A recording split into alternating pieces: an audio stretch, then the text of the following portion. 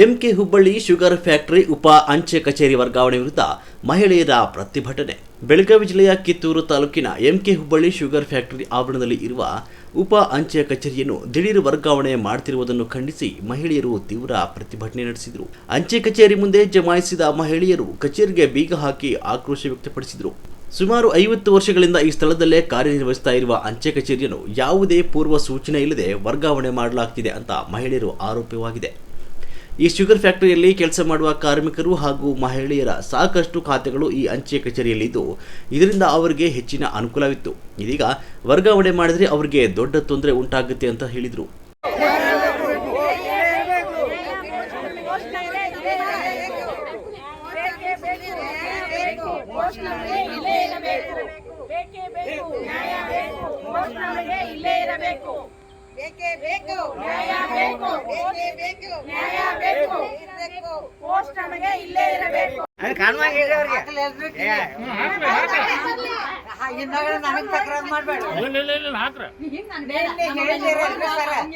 ದಯಮಾಡಿ ಕೈ ಮುಗಿತೇನೋ ಇದನ್ನ ಕೇಳಬೇಡ ನೋಡ್ರಪ್ಪ.